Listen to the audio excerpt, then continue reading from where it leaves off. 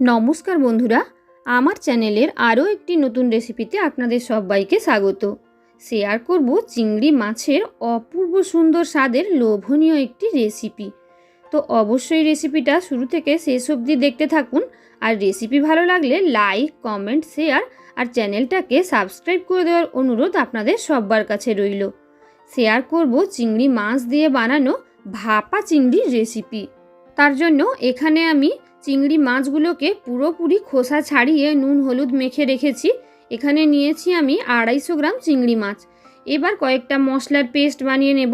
দিয়ে দিয়েছি 1.5 চা চামচ মতন পোস্ত, সমান পরিমাণে দিয়েছি সর্ষে। এখানে আমি সর্ষের গুঁড়োটা ব্যবহার করেছি, তোমরা গোটা সর্ষে ব্যবহার করতে পারো, কোনো অসুবিধে নেই। দিয়ে দিয়েছি কাঁচা লঙ্কা, লবণ আর 1 মুঠো নারকেল। এবার অল্প জল মিশিয়ে ভালো করে একটা স্মুথ পেস্ট বানিয়ে নেব। কাঁচা লঙ্কাটা অবশ্যই ঝাল বুঝে বাড়াতে কিংবা কমাতে পারো। এবার ওই মিক্সির বাটি ধুয়ে রাখা বেশ একটু প্রায় হাফ বাটি মতন জল আমি দিয়ে দিয়েছি। দিয়ে দিলাম প্রায় 3 চা চামচ মতন সর্ষের তেল। দিয়ে দিয়েছি অল্প একটু হলুদের গুঁড়ো, দিলাম একদম সামান্য একটু চিনি। এবার খুব ভালোভাবে এটাকে মিশিয়ে নেব। হাত কিংবা চামচ যে কোনো কিছুর সাহায্যে ভালো করে তেল, মশলা, চিংড়ি সব একসাথে একদম মেখে নেব। আর লবণটা যেহেতু আমি দিয়েছি বাটার সময়, এখন দিইনি, তো তোমরা পরিমাণ বুঝে লবণটা দিয়ে দিও। ভালো করে মিশিয়ে নেওয়ার পর এবার এর মধ্যে দিয়ে দেব আমি 3-4টে চেরা কাঁচা লঙ্কা। অবশ্যই যে যা স্বাদ বুঝে লঙ্কাটা নেবে।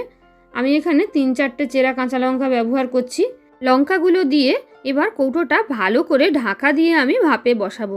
আর হ্যাঁ, বলাই হয়নি, যেই কৌটোটায় আমি ভাপাটা বসাবো, কৌটোটার ঢাকনাটা একদম ভালো করে টাইট হতে হবে, যাতে ভাপে বসানোর সময় ঢাকাটা খুলে না যায় বা কোনো জল ঢুকে না যায়। এবার ভাপে বসানোর জন্য গ্যাসে কড়াই বসিয়ে কড়াইতে দিয়ে দিয়েছি বেশ অনেকটা জল।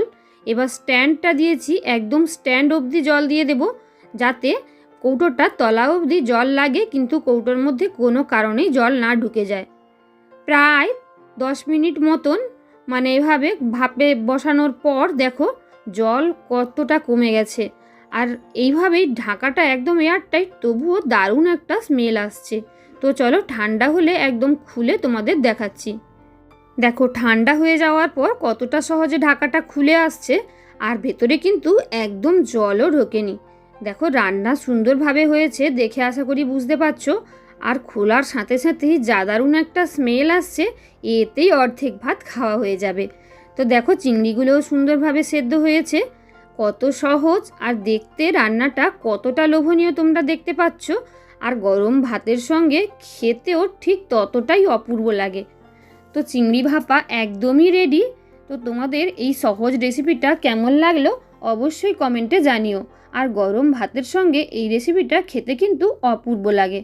দেখা হচ্ছে নতুন কোনো রেসিপি নিয়ে, ততক্ষণের মতন সবাইকে টাটা।